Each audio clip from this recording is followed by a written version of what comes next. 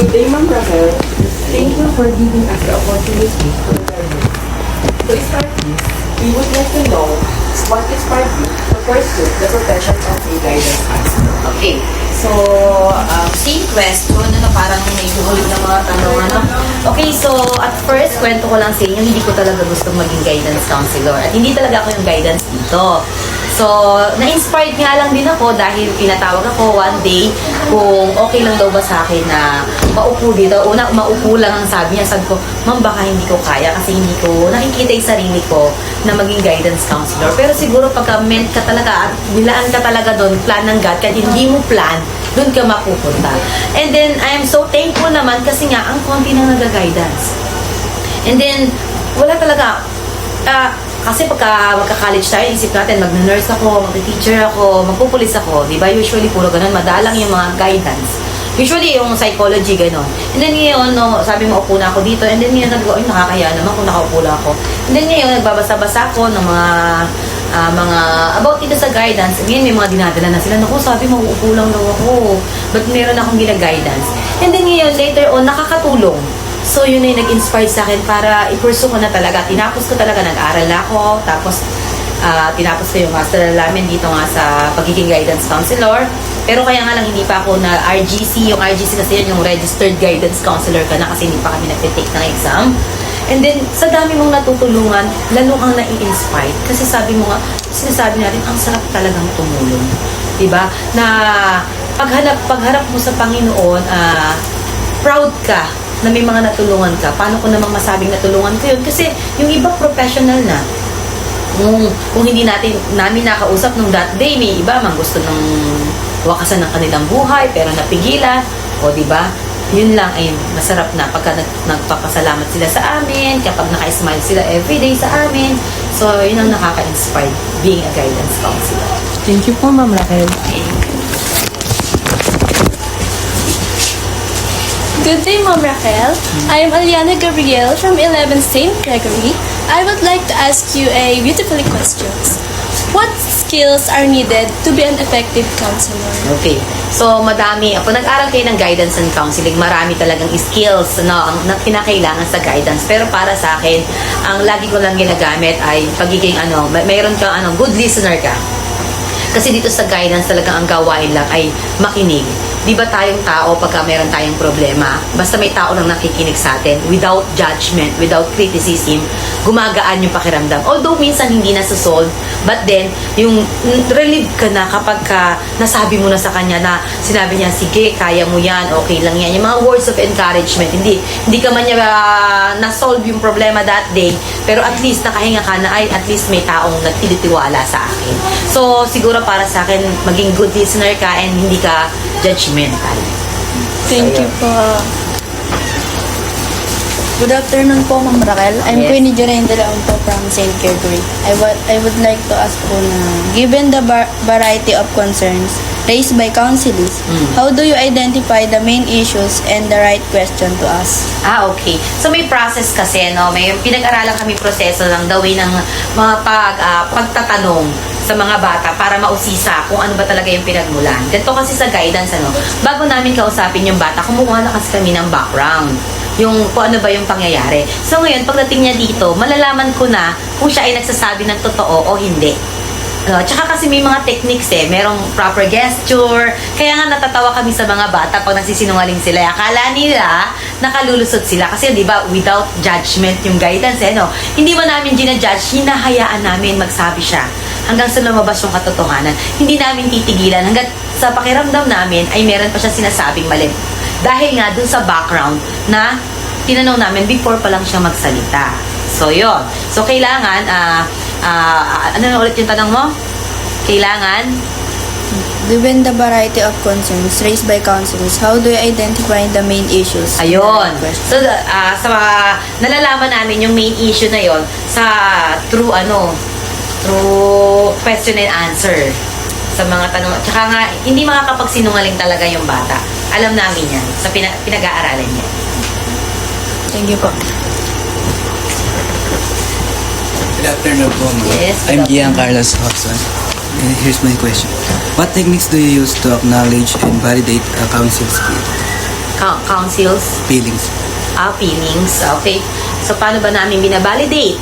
So, sabi ko nga kanina, sa dawi ng magsalita ng bata, sa expression niya, malalaman mo na eh. Malalaman mo na kung nagsasabi pa siya ng totoo o hindi. Sabi ko nga sa inyo, sa pag-aaral sa amin, tinuturo sa amin na pagka kunwari, tumingin yung bata sa left, tumingin yung bata sa right, malalaman mo na kung siya ay nagsisinungaling. Kaya nga, sabi niya, as a teacher din, di ba, sabi namin, mga anak, huwag kayong kumopya. Alam namin, yung nag-iisip-isipan lang, alam namin yung talagang nag-iisip, alam namin nagpre-pretend lang na nag-iisip, at alam din namin yung nangopya, yung pagtingin sa mata, left and right. So, inaaral yon. Yun yung mga techniques na ginagamit doon. Yung gesture, yung mga words na sinasabi niya. Minsan, di ba, pag nabubulol, o gano'n. Thank you po. Once again, ma'am, good afternoon. I am Franchelle Inductivo po, and here's my question po. Among the cases you have handled throughout your career, which one do you consider to be the most challenging po and why? Okay. So, lagi kong sinasabi, yung pinaka-most challenging, kasi nga commonly lang dito yung mga bullying, yung umiiyak, family problem, naglulungkot sa buhay, gano'n. Pero may mga cases din naman tayo na hindi na namin dito pinaalam sa school. Kumbaga, tinatago namin talaga hanggat maaari. So, ito parang confidential, kasi ang guidance ay confidential. So, minsan po, may nagiging cases din dito na nagtatry silang ayun, alam nyo na yun. Ayaw naman talagang gamitin yung mga word na ganon kasi nga nakakalungkot yun. But then, okay naman, na re-resolve naman yun. Or minsan, ang ginagawa kasi kapag may mga cases kasi na ganon kapag naka-distract ka ng school, kailangan mong lumipat ng school kasi kumbaga parang mga worst na yon, baka dito pa mangyari yung syempre ayaw natin na magkaroon ng ganong bahid yung St. Paul na merong nangyari dito sa loob ng school. Pero yung nangyari na yon, na-solve naman natin dito at then okay naman siya, nangako naman siya na hindi na niya yun uulitin and until naman she and he is alive kasi parang dalawa, tatlo na yun ganon. Pero parang feeling ko naman kasi sa mga ganong cases, nangangailangan lang din talaga sila ng mga taong na makakausap nila na willing na makinig at bang masabi nila talaga yung totoong nararamdaman nila kasi kunwari yung problema ng bata na yun sa bahay kaya niya yun nagawa. So paano niya yung masasabi? Kunwari sa bahay nga ang problema niya. So ngayon nung nakarating siya dito na i-refer siya dito o isa naman nag-walk-in siya dito, kumbaga na-relieve siya na-realize niya na ay masarap palang mabuhay so hindi ko na yun gagawin o unawain na lang. So, yun. Yung pinaka-worst yun, pero until now, okay pa naman. Thank you po. Thank you po for sharing that. Okay. Good afternoon po, Ma'am Raquel. I'm Grayson Oli Elfili from 11 St. Gregory.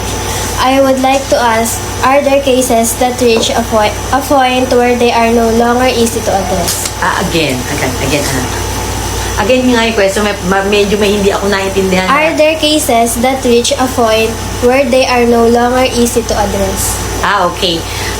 Meron namang ganon, yung hindi talaga na-address yung kanilang problema o kanilang pinagdadaanan. Doon nga pumapasok yung kailangan natin ng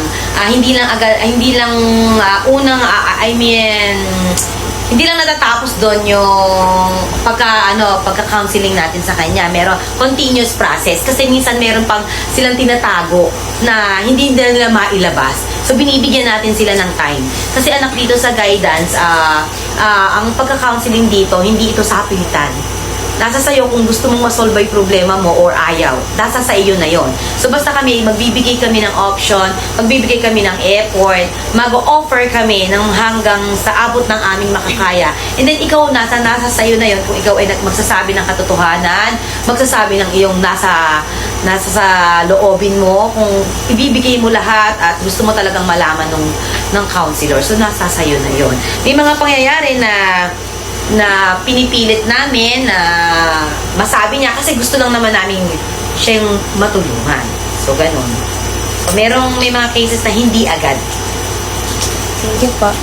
Good afternoon, Ma'am Raquel. I am Christine F. Alonso from grade 11 St. Gregory. Here's my question for you, ma'am. Are there situations where counseling's problem personally affect you? Sometimes. May mga ganun talaga. Gaya dito ko ba nakwento yun? Yung parang, hindi yung sa kabila, yung meron may estudyante kami dito, grade 3 pa lang siya.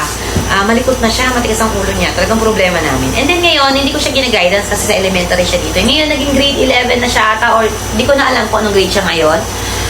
Lagi siyang isinusumbong talaga ng classmate niya, matigas ang ulo niya. And then ngayon, siguro, na ano na yung teacher, pinadala na siya dito ngayon. And then, yung pagtingin ko sa kanya na nakakainis nga talaga siyang bata noon kasi magulo nga siya na bago. At nung hanggang gabi na yon, andun pa rin sa yung nararamdaman niya ay parang nararamdaman ko pa rin. Kasi nga, yung nasaktan ako para sa kanya na ganun pala yung treat ng parent niya sa kanya. That's why ganun siyang lumaki. So, kaya alam niyo ba, ang inam din talaga sa guidance eh. Tsaka kaming mga teacher pa nag-uusap-usap kami na kailangan yung bata bago i-judge, unawain. Wag i-judge, unawain. Kung bakit, ano yung pinanggagalingan ng bata, bakit siya ganun. And then kasi pag nalaman mo at naunawa mo, mawawalay galit eh. Yung pag-unawa, yung mapapalit eh. So, yung bata na yun, ganun nga raw, yung magulang niya ay mag-isa na pala siya sa bahay. Wala na yung magulang niya, parang separated, mga ganon. Nahiwalay na yung magulang niya, may asawa ng iba. So, natira siya sa lolo niya, which is namatay naman. So, mag-isa na siya sa buhay. Ngayon, bakit siya laging late? Kasi nando siya sa mga barkada niya, sa mga ganyan. Parang ang sakit, parang na-imagine ko na, kaya pala, parang gano'n na lang siya, kumilos, na parang ginagawa niya na parang matapang siya kasi kailangan niyang maging matapang sa buhay kasi nag-iisa na lang siya. So, ganun talaga, anak. Pero, as a guidance counselor, hindi mo pakikita yon during counseling. So, dapat kasi stable ka rin eh. Although, parang naiiyak ka na din, nalulungkot ka na din. Kumbaga, sa isip mo na lang yun, hindi mo pwedeng ipakita dun sa client. Thank you po. Good afternoon, Ma'am Raquel. I'm Princess Laika Villarosa, and I would like to know if have there been moments when you consider leaving counseling po? Yes, of course. Hindi dahil sa mga client, sa dami ng gawain. Kasi di ba teacher pa ako. Pero siguro kung pure guidance ka lang, hindi mo maiisipan yun eh. Kasi sa guidance, every month lang naman may gawain. Tapos hindi naman everyday merong client. So kapag ka pure guidance ka, hindi mo maiisipan siguro yun. Kasi madali lang naman, tsaka ang sarap na sa pakiramdam na meron kang natutulungan. Kaso, gano'n naman talaga eh. Kahit na sa ang trabaho, dumarating yung time na parang napapagod ka. Kasi minsan may personal problem ka. Tapos darating ka dito, isang tambak yung problema, isang tambak yung gawain. So, as a teacher and as a guidance counselor, dumarating talaga sa time na parang kami namin ako nakakapagod na, parang gusto na. Pero pag iniisip mo naman na, ay hindi, kasi may motivation ka na, yung pamilya ko kailangan, tapos maraming batang umaasa, kawawa naman kapag ka iniwan mo naman na lang agad, o parang ganun. So, may time lang, hindi naman totally pa. Thank you. Okay na? Okay. Thank you so much, Ma'am Raquel, for sharing your experience and insight with us. We truly appreciate your time and inspiration given. Ma'am, yun po. Thank you po for your time. Please accept our mini gift po. Okay, thank you so much. Thank you so much po. Thank you. Ma'am, parang itong grupo na to lahat magagaling. Thank you po. Ang galing magsasalita. Thank you po. Oo, ang ganda ng nila. Magsalita.